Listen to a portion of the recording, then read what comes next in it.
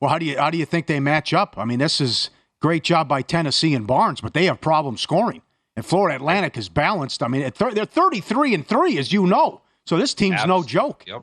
Absolutely. I think Florida Atlantic sort of got over the hump last night. I think they can play with house money going forward.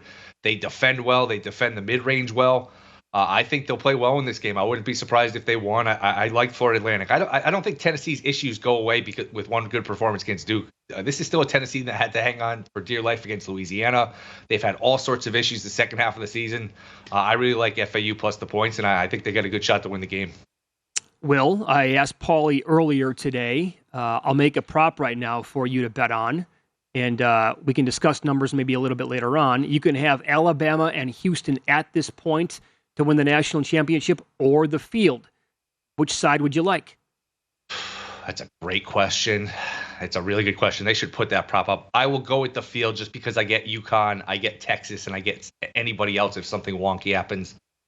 You're not crazy to take Bama and Houston, but I will take the field. But it's a really good question. It's a fair, balanced prop. That'd probably be -110, -115 both ways. It's a good question. Yeah, on the right side of the bracket alone, you're getting Texas, you're getting UConn, you're getting UCLA, you're getting Gonzaga. That's only on the right side. Let's not talk about the left side because, my God, I don't know who you trust over there. Maybe Creighton could actually do it.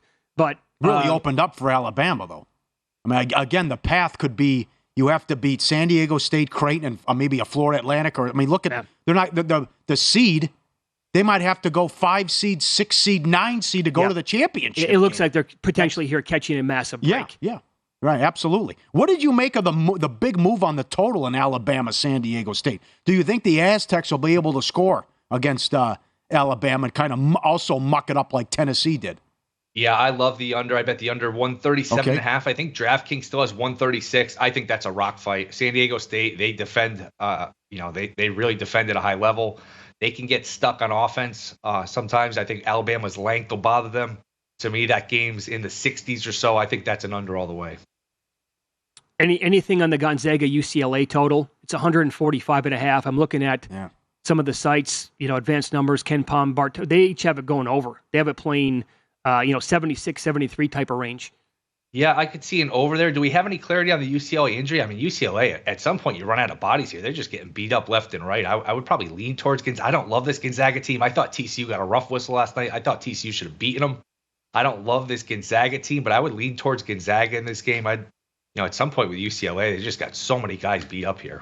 I think the last thing I read was Singleton's going to be okay. Okay. So it looks like they're all right there.